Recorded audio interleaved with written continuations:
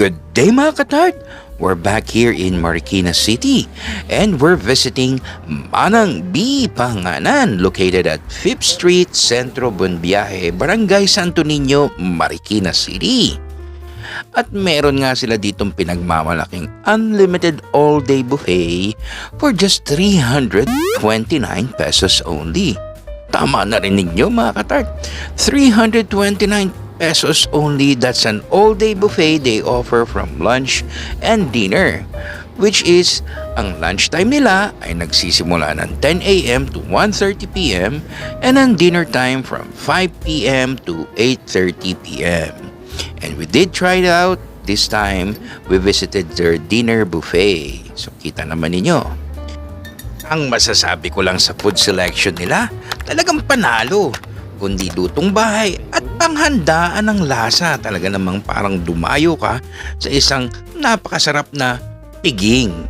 O ito na nga, simulan na natin. At ito, makikita nyo parang sa kanilang soup of the day, meron silang salmon belly sinigang.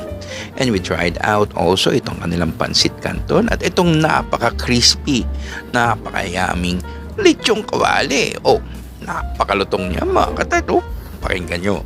Diba? Sarap.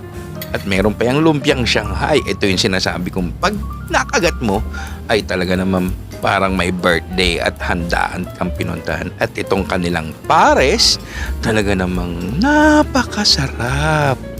Walang halong etchos or chorba yan mga katart.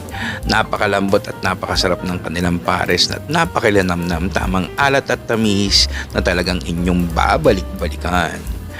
Now, depending on the fresh produce product, their menu may vary but they focus more on northern cuisines dito sa Pilipinas. Gaya nitong tinolang tahong na talagang napaka-fresh at napakasarap. And ngayon lang kami ulit nakakain ng tart ko nitong ginataang kuhol. Talagang mapapachup-chup ka sa sarap. Ayan ang tamang pagkain niya mga katart. Oh, kitang-kita naman ninyo. So fresh and creamy sa linamnam ng gata. At dahil nga unlimited buffet mga katart, you could get back anytime to the buffet table and refill to your heart's delight sa kanilang napakasarap na menu selections. But don't just forget to get what you can only consume because they do charge for leftovers. Pero sigurado naman ako sa inyong kayang-kaya nyong tibagin ang kanilang mga hinanda. O di ba mga katart?